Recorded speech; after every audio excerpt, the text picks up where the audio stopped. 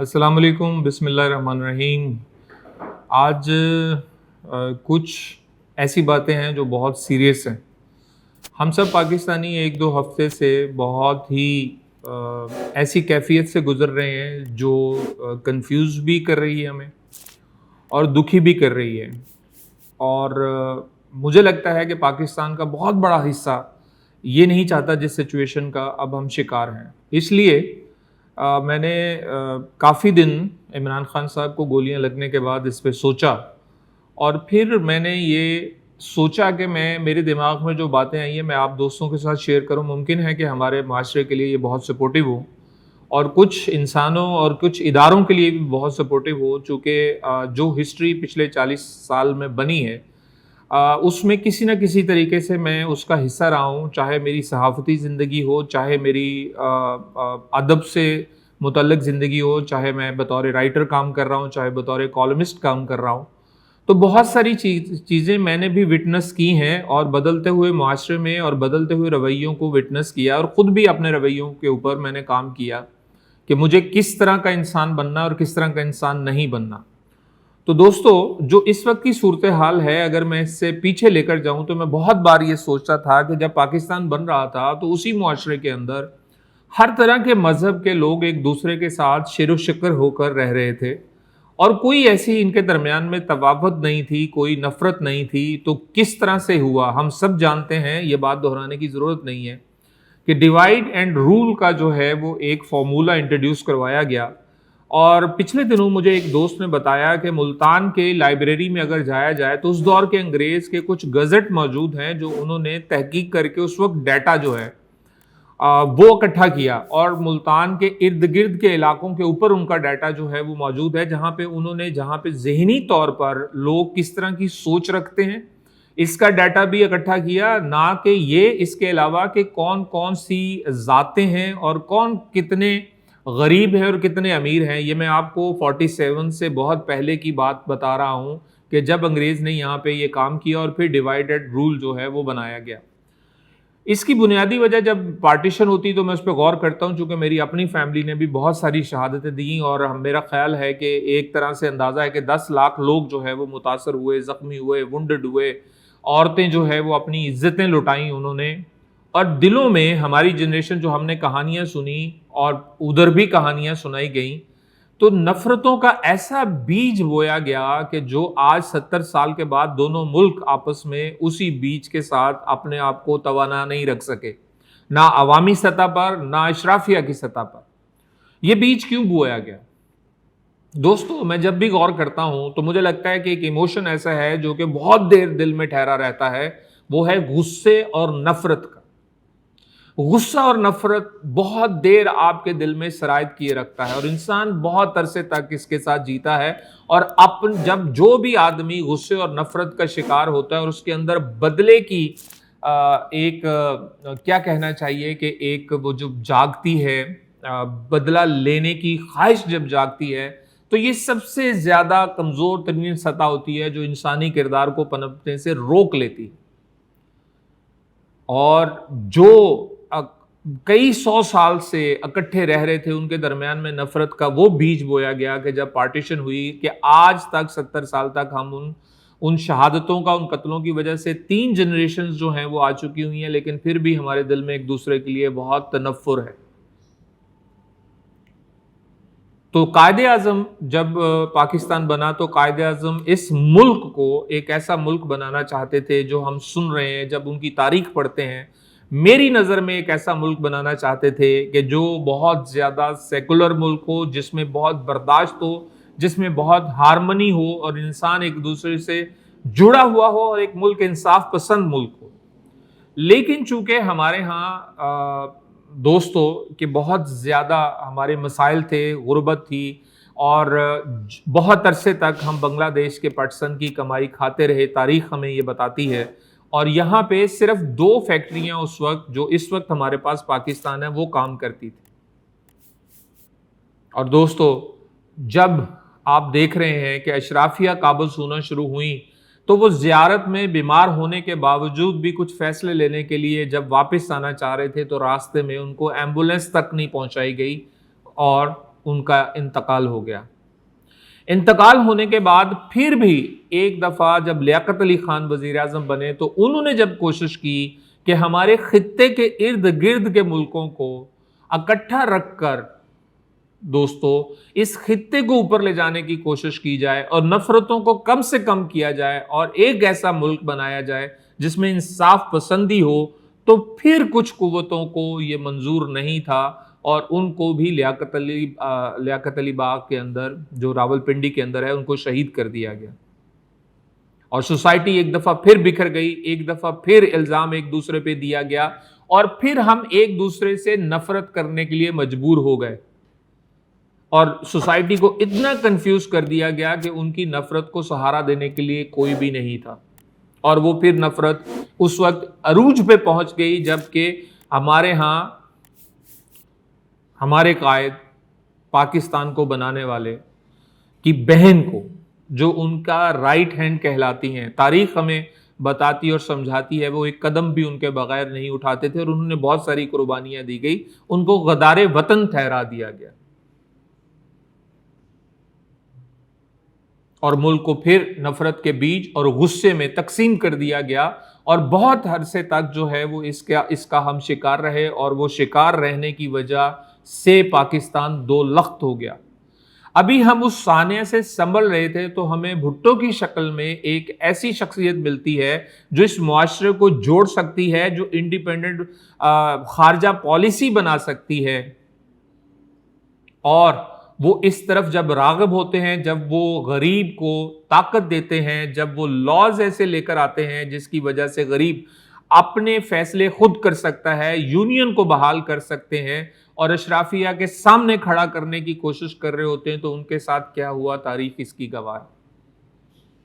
ان کو دفنانے کی جگہ جو ہے وہ بھی نہیں دی گئی، ان کی لاش کا دیدار بھی نہیں کروانے دیا گیا اور ان پہ ایک کیس بنا اور ان کو پھانسی کی سزا دے دی گئی۔ آج بھی تاریخوں میں جو ڈی کوڈ ہو چکی ہیں کہ کس نے ان کو دھمکی دی تھی، کس نے ان کو کہا تھا کہ عبرت کا نشان بنا دیا جائے گا، اور کیا ہوا تھا جس کے بعد یہاں پر ایک طاقتور حلقے نے طے کیا کہ اب بھٹو سوچ کو مار دینا چاہیے۔ اس نفرت کی خلیج 11 سال تک اتنی بڑی کہ الذوالفقار جیسی تنظیم کھڑی ہو گئی۔ آپ بے نظیر شہید کی کتاب میں دیکھیں کہ ان کو کس طرح سکھر جیل میں رکھا گیا اور ان کی حالت کیا تھی اور ان کی ماں ان کے ساتھ کیا کر رہی تھی، جبکہ میں نے جب پڑھا تو مجھے تاریخ میں یہ بھی ملتا ہے کہ سینیٹری پیڈ تک ان کو مہیا نہیں کیے گئے۔ وہ اس تکلیف کے بعد اس ملک سے باہر گئیں، اور پھر جب وہ 11-12 سال کے بعد لوٹی تو اس ملک کے اندر ایک امید کی کرن جو ہے وہ پیدا ہوئی کہ دوبارہ سے سوسائٹی اکٹھی ہو، اور اس وقت کہتے ہیں سب سے زیادہ لوگ اس ملک میں لاہور کے اندر بے نظیر شہید کو ویلکم کرنے کے لیے باہر نکلے۔ کیوں نکلے دوستو؟ کہ صرف اور صرف اس معاشرے کے لوگ جو ہیں وہ چاہتے یہ ہیں کہ اس معاشرے میں امن ہو، انصاف ہو، لیکن اس معاشرے میں امن انصاف ہو جاتا ہے تو اشرافیہ اور طاقتور حلقوں کو حکومت کرنے کا موقع نہیں ملتا، چونکہ لوگوں کے منہ میں زبان آ جاتی ہے، اور یہ زبان کسی بھی جگہ پر طاقتور ہونے والے جتنے بھی کارٹلز ہیں وہ نہیں دینا چاہتے، اور جب انہوں نے حکومت کرنے کی کوشش کی تو اس وقت بھی ڈیوائیڈ اینڈ رول کا جو ہے وہ ایک راستہ اپنایا گیا، 2 پارٹی سسٹم جو ہے وہ بنایا گیا، ایک دوسرے کے اوپر نا سمجھ ہوتے ہوئے گالم گلوچ کی گئی، ایک دوسرے کو کرپٹ قرار دیا گیا، ایک دوسرے کو سزا دینے کی بات کی گئی، اور یہ ڈویژن اتنی زیادہ بڑھا دی گئی کہ اس کے ساتھ ساتھ چھوٹے چھوٹے مذہبی طور پر بھی لوگ جو ہیں وہ اوپر لائے گئے، جن کے درمیان میں ان کی الگ سے ایک 1.5 اینٹ کی مسجد کہنی چاہیے وہ بنا دی گئی، اور غصے اور نفرت کو بوتے چلے گئے۔ مجھے اچھی طرح یاد ہے کہ میرے ابا ایک دن جو ہے وہ جا رہے تھے تو ہمارے گھر میں یہ ایک تھا، میرے ابا ایک اور پارٹی کو سپورٹ کرتے تھے، میں ایک اور پارٹی کو، میری اماں ایک اور پارٹی کو سپورٹ کرتی تھی، تو گھر میں ہمارے اتنی جمہوریت تھی کہ ہم ڈسکشن کرتے تھے، تو انہوں نے مجھے کہا کہ جس کے باپ کو مار دینا، جو بھی سٹیٹ مار دے، تو اس گلی سے گزرتے ہوئے بھی اگر تمہارے باپ کو مارا ہو تو بیٹا ایک دفعہ تمہارے دل میں نفرت ضرور آئے گی۔ اس کے ساتھ ہمارا معاشرہ آگے بڑھ رہا تھا دوستو۔ اس وقت جب کسی طاقتور دنیا کے ملک نے طے کیا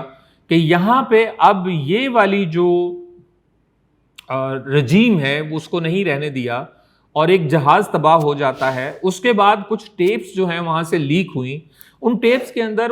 ان کے امریکن تھنک ٹینکس کی کچھ سوچ تھی. انہوں نے کہا کہ دنیا میں اس وقت جتنے بھی لوگ ہیں اسپیشلی مسلمان ملکوں کے اندر کہ جو کہ اپنے معاشرے کو اپنے انصاف پسند معاشرہ بنانا چاہتے ہیں اور اب چونکہ وہ قبر کی طرف جا رہے ہیں اور انہیں موت یاد آ رہی ہے تو اپنے قبر کے خوف کی وجہ سے وہ کچھ ایسے فیصلے لے رہے ہیں جو کہ جن کے اندر ان کے انٹرسٹ جو ہے وہ ان کو محفوظ نہیں رکھا جا سکتا. تو اس وجہ سے ان قبر کی طرف جانے والے وقت جو ابھی جن کو قبریں یاد آ رہی ہیں ان سب مسلمانوں کے ان سب بادشاہوں کو وزراء کو صدور کو ختم کر دیا جائے اور ایک پلاننگ کے تحت ان کو ختم کر دیا گیا اور ان کی جگہ پر ان نوجوانوں کو لایا گیا جو امبیشس تھے, جو اپنے بدلے لینا چاہتے تھے, جو اپنے حساب برابر کرنا چاہتے تھے اور اسی کے تحت وہ حکومت کرائے گی. جب وہ حکومت سمجھنا شروع ہوئے اور ان کو یہ سمجھ آنا شروع ہوئی کہ خرابیاں کہاں کہاں ہیں اور کیوں ہمارا ملک ایک ایسے راستے پہ نہیں جا پا رہا جہاں پر ہم لوگ ایک اکٹھے ہو کر ایک قوم بن کر مسلمان ہو کر پاکستانی بن کر جس کے لیے یہ ملک لیا گیا ہے ہم پاکستان کو آگے لے جا سکیں, تو پھر یہ فیصلہ کیا گیا کہ ہم ایک چارٹر سائن کرتے. وہ چارٹر جب سائن کیا گیا تو کہیں پہ سمجھ آ گئی کہ یہ اب صحیح طریقے سے عمل کریں گے اور کہیں کہیں چھوٹے چھوٹے جو کارٹلز بنیں گے ان کی طاقتیں واپس لے لیجیے. اور ہماری اشرافیہ گھبرا گئی اور فیصلہ ہوا کہ بے نظیر کو بھی راستے سے ہٹا دیا جائے اور بے نظیر کو شہید کر دیا گیا.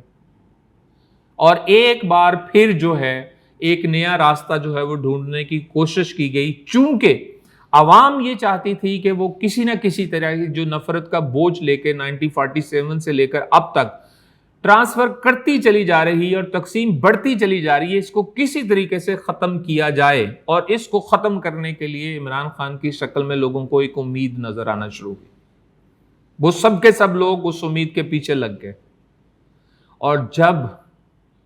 چونکہ میرا موضوع یہ ہے کہ عمران خان کا مرنا ضروری کیوں ہے, اس کے لیے میں تھوڑا سا پیچھے جانا چاہتا ہوں. دوستو, کچھ واقعات میں نے اپنی آنکھوں سے دیکھے اور کچھ واقعات مبینہ طور پر میں نے سنے. اس میں سے ایک واقعہ ایسا ہے کہ جب ہمارے ہاں کارٹل 90s میں بڑھ رہے تھے تو مجھے ایک بہت بڑے آدمی نے, جو کہ میڈیا کا ایک بہت بڑا آدمی ہے, اور انہوں نے مبینہ طور پر مجھے یہ بتایا کہ اس وقت کے وزیر اعظم کے لیے ایک کارٹل نے, جو کہ سگریٹ گٹکا اور اس کا کارٹل تھا, ان کے لیے مبینہ طور پر 30 لاکھ روپیہ جو ہے وہ بھیجا ان وزیر اعظم کو پہنچانے کے لیے تاکہ اسمبلی میں ان کے خلاف کوئی قانون سازی نہ ہو. اور وہ مڈل مین تھے اور ان کو 30 لاکھ روپیہ بھیجا گیا. وہ 30 لاکھ روپیہ بوری میں تھا اور انہوں نے گنا اور ان مبینہ طور پر پرائم منسٹر کے گھر گئے اور ان کو وہ دیا اور وہاں پہ پھر گنا گیا. وہ کہتے ہیں کہ جب میں واپس اپنے آفس میں آیا تو مجھے فون آیا ان پرائم منسٹر کی طرف سے کہ اس میں 2 لاکھ روپے کم ہے. تو دوستو, 90s کے دور میں ڈیوائیڈ اینڈ رول کے ساتھ امبیشس لوگوں کو اس رشوت ستانی اور اس پیسے کی دوڑ کے اندر لگا دیا گیا, جس کی وجہ سے ہمارے ادارے کمزور ہوئے. جو کولونیل سوچ ہے, جہاں پہ تعلیم کو بانٹا گیا, جس میں زبان کے ساتھ بانٹا گیا, جس میں انگریزی کو فوقیت دی گئی, مدرسے الگ سے بنائے گئے اور ہماری تقسیم بڑھتی چلی گئی, اس کو اکٹھا کرنے کے لیے جب ایک شخص آتا ہے جس کا نام عمران خان ہے, جو کہ مذہب کو اور سیاست کے درمیان میں ایک ہارمنی پیدا کرنا چاہتا ہے اور بتانا چاہتا ہے کہ یہ پاکستان کیوں بنا, اور جب اسے بھی سمجھ آنا شروع ہوئی حکومت کے اندر کہ کہاں پہ کیا خرابیاں ہیں اور میں انہیں کیسے درست کر سکتا ہوں, تو اس کا اس کو مٹانا ضروری ٹھہر گیا. دوستو, ذرا سوچئے اس دن اگر عمران خان کے اوپر جو فائر ہوا اور وہ کسی صحیح نشانے پہ لگ جاتا اور وہ ہمارے درمیان میں نہ ہوتے, تو یہ جو نفرتیں اور یہ جو غصہ اس معاشرے کے ڈی این اے میں ڈالنے کے لیے 1947 سے یہ کوشش ہو رہی ہے, وہ کہاں سے کہاں چلا جاتا، اور پھر کتنی نسلوں تک اور کتنی نسلوں تک بھٹو کی نفرت آج تک ہم اپنے معاشرے میں نہیں ختم کر سکے، ہم بے نظیر کی شہادت کو نہیں سنبھال سکے۔ سوچئے اس وقت آصف زرداری اگر پاکستان کھپے کا نعرہ نہ لگاتے تو ملک کے حالات کیا ہوتے۔ ہمیں مل بیٹھ کر جو بھی طاقتور ہیں ان کو سوچنا ہوگا۔ ہمیں پتہ ہے، ہمیں اندازہ ہے، جو پرمغز لوگ ہیں وہ جانتے ہیں کہ دنیا میں اکثریت جو ہوتی ہے وہ گو وتھ فلو کے ساتھ چلتی ہے۔ اگر کہیں پر یہ سوچ ہے کہ وہ گو وتھ فلو والے لوگ جو ہیں وہ بہت زیادہ معاشرے میں موجود ہیں اور دوبارہ سے وہ اس جھانسے میں آ سکتے ہیں کہ اب چونکہ اس طرف جانا ہے تو عمران خان کو بھول جاؤ، اب اس طرف چلنا شروع ہو جائیں۔ میں جب سوچتا ہوں عمران خان کے بارے میں تو میں عمران خان کے بارے میں کسی سے نفرت کر کے نہیں سوچتا، کسی کو چھوٹا قرار دے کر نہیں سوچتا، لیکن بہتر آپشن کے لیے ضرور سوچتا ہوں۔ کل کو اگر بہتر آپشن مریم بی بی بن سکتی ہیں، بلاول بن سکتے ہیں تو ضرور وہ سامنے آئیں گے۔ لیکن جس انسان نے اس پاکستان کو اتنے فخر دیے، جس انسان نے اس پاکستان کا نام پوری دنیا میں روشن کیا اور جس کا کردار ہمارے سامنے ہر طرح سے بالکل عریاں اور ننگا ہے، جب اس کے اوپر غداری کا پرچہ کٹتا ہے تو بحیثیت پاکستانی مجھے دکھ ہوتا ہے، مجھے تکلیف ہوتی ہے۔ مجھے لگتا ہے کہ یہ نفرتیں نہ تو سیاسی پارٹیوں کے درمیان میں ہونی چاہیے، اور ہمارا جو سب سے مقدم ادارہ ہے افواج پاکستان، اس کے لیے تو ہونی ہی نہیں چاہیے، کیونکہ پاکستان کا ہر پاکستانی شہادت کو آج بھی سب سے افضل درجہ مانتا ہے۔ اور جنگ کس چیز کی ہے، اختلاف کس چیز کا ہے، غصہ کس چیز کا ہے، نفرت کس چیز کی ہے؟ صرف اور صرف اس پاکستان کو سکون دینے کے لیے، جو نواز شریف بھی چاہتے ہیں، جو شہباز شریف بھی چاہتے ہیں، جو آصف زرداری بھی چاہتے ہیں کہ ہمارے ملک میں ہر انسان کو انصاف ملے، جو ہمارے جنرل باجوہ بھی چاہتے ہیں، ہر فوجی چاہتا ہے، ہر پاکستانی چاہتا ہے۔ اور اس جنگ میں ہم غصے اور نفرت کے بیج اتنے بو دیں کہ یہ ضروری ٹھہر جائے کہ کیونکہ ایک بہت بڑا انفلوئنسر پیدا ہو گیا ہے، اس لیے اس کو راستے سے ہٹا دو۔ یہ زمین کا ٹکڑا، یہ انسانوں کا اجتماع، شاید اس ملک کے، اور اللہ نہ کرے میرے منہ میں خاک، اور ٹوٹے بھی ہو جائیں تو وہاں پہ بھی تو انسان ہی بسیں گے نا۔ یہ اناؤں کی جنگ فرعون سے لے کر آج تک جاری ہے،